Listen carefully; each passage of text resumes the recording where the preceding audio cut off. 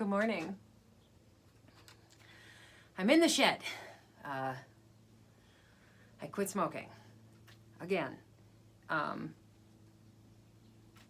on my second AM. So Tuesday night around, I don't know, dinner time, I decided that's enough of that. I quit about 4 years ago. I can't remember, man. We're all living in time soup, so I have no idea. I can't keep track. But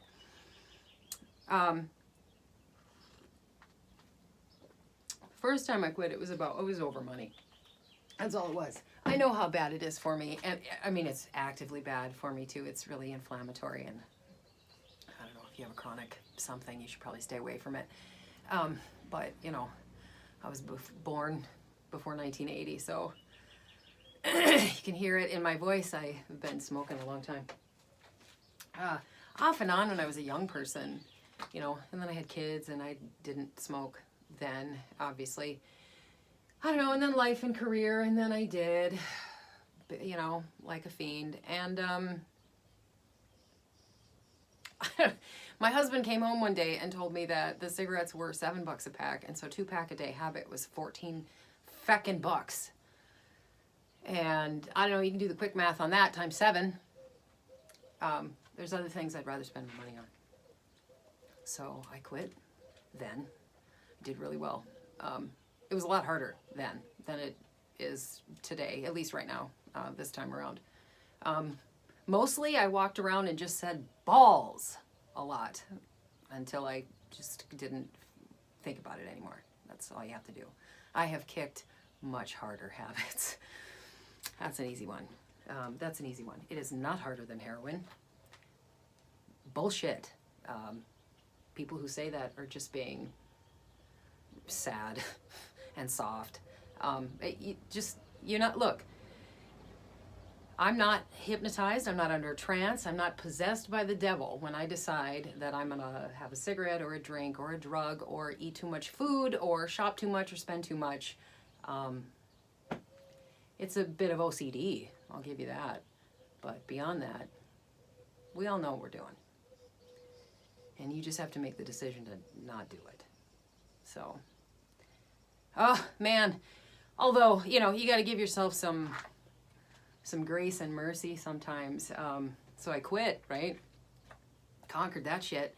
And about a year later, we had 2 older dogs. Once upon a time, I had 3 dogs. A big golden retriever and a big lab mix. And those 2, we got about the same time. They were past 13. Anyway, the golden retriever was unexpected. I thought I'd have him for... Anyway, it doesn't matter. I don't want to get into it. Grief sucks. I don't know the easy answer out of that one. There is no easy answer out of grief. You have to walk through it. So, on the way home from the vet, from the second one, my husband, who only ever smoked menthols, and it was kind of my barrier wall saving grace. I smoked regular cigarettes.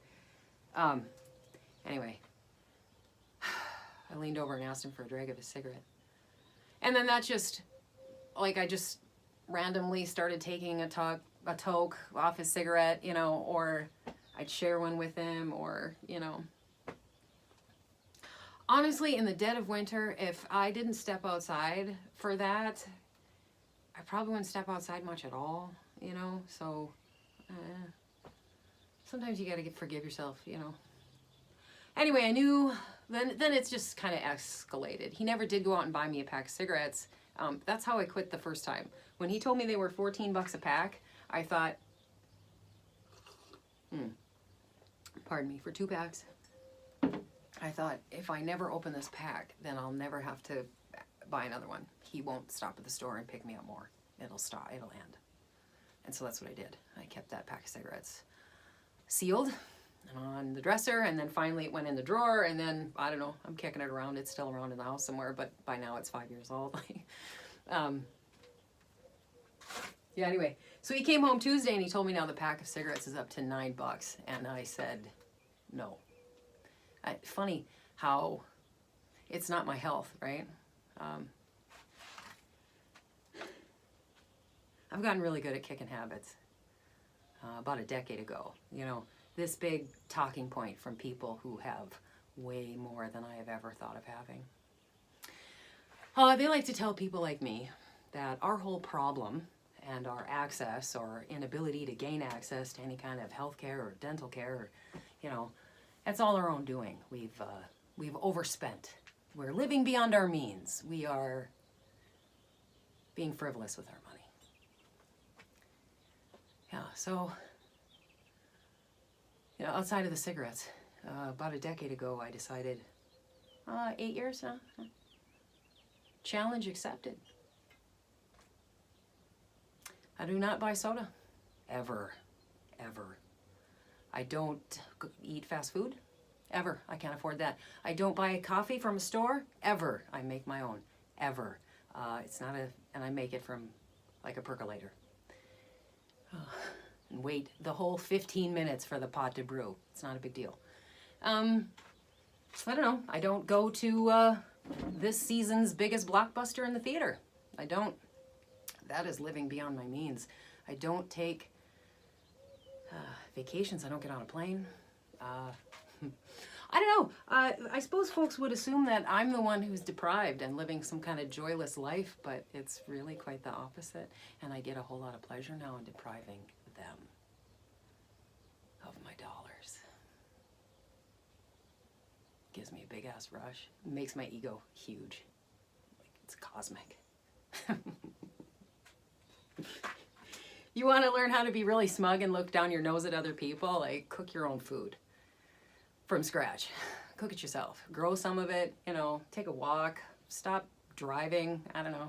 Where are we going? What the hell do I need a car loan for anyway? I don't have that anymore either. No credit cards. Never happen again. As long as I fucking live, I swear to God. Yeah. Habits. I've broken harder ones. Ones that hurt. I don't know. So if you're out there somewhere and you're trying to break one, you can. I promise. You can. You can. This idea that you need... Look, don't get me wrong here either. If you're kicking a habit and it is painful and you would prefer help, get some. Okay? I'm not trying to throw you off of that, but I'm here to tell you, you can do it. You don't need a substitute. You don't need a pill. You don't need a therapist. You don't need an app. You need yourself. And the hardest part about kicking a habit is you're the only one who can do that. Other people can't do that for you anyway. If you're trying to kick a habit that's painful, you're the only one who's going to suffer through the pain, and the truth is, you're going to have to. Anyway, that's a side note. I guess just don't believe the lie that you can't. That you somehow need, Chantix or some stupid shit. Just kick tires for a few days. You'll get over it.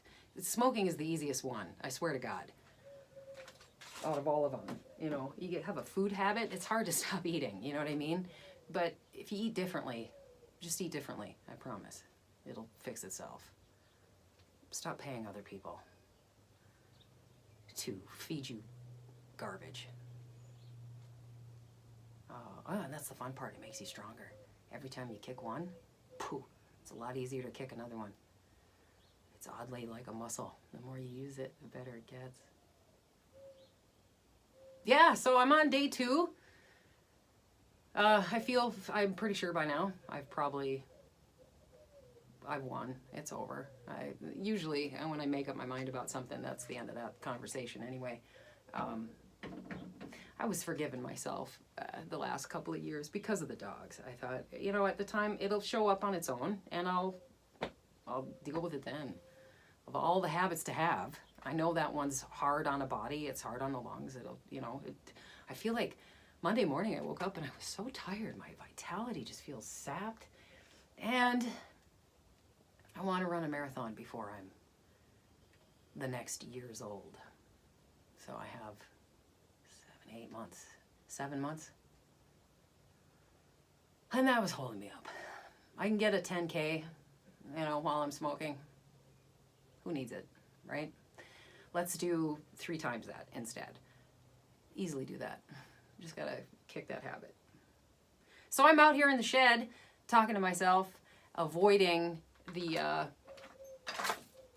there's like a 7 minutes with any habit you're trying to kick where the thought process creeps in and you could get away with just one or maybe you got to push all that out. It lasts about 5 to 7 minutes, maybe 15. Just go do something. It will pass.